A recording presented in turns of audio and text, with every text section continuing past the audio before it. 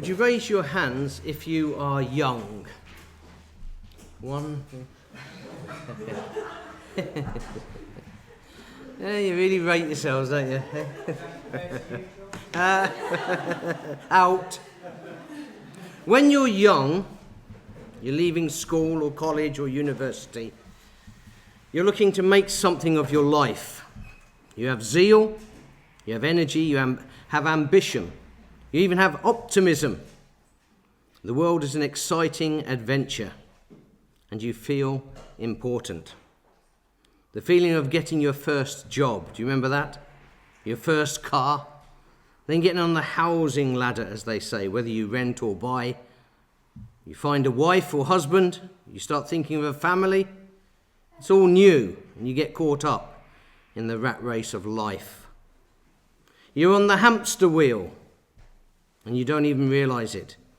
Maybe ignore it, or you just succumb to it. And as you get older, you may start planning more. Maybe your desires, your aims, your goals change. And then when you hit middle age,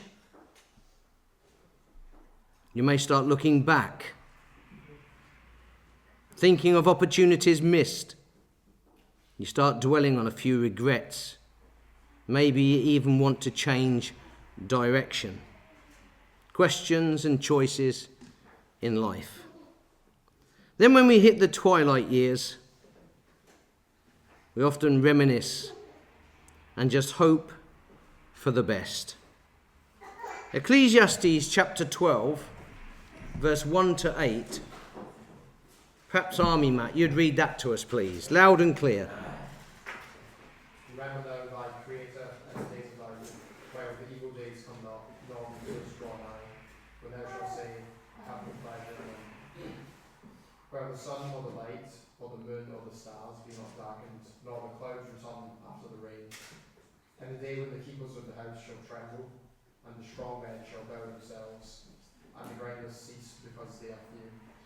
And those that look out the windows be darkened, and the doors shall be shut in the streets. When the sound of the grinding is low, he shall rise up at the voice of the right.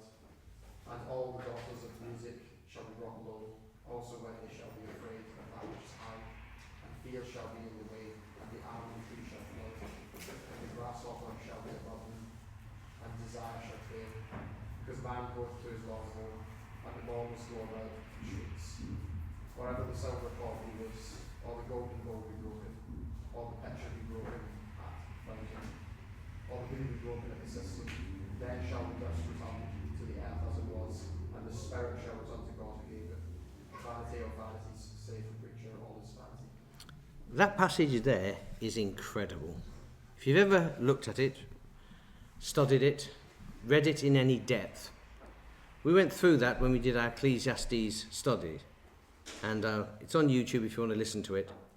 But when that discusses old age and all the parts, the grinders, the keepers of the house, the bone structure, it's amazing. It's worth listening to, it's worth looking at. So all of this the reason I'm saying this is obviously Melissa's looking for a college, it's next phase in her life. And then some of you are moving jobs and the next phase in your life. We've got all of this from the youngest, the little Luella, to the oldest, the lady who come off the ark.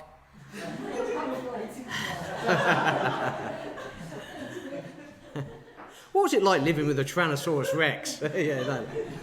It's amazing. This is life. This is life.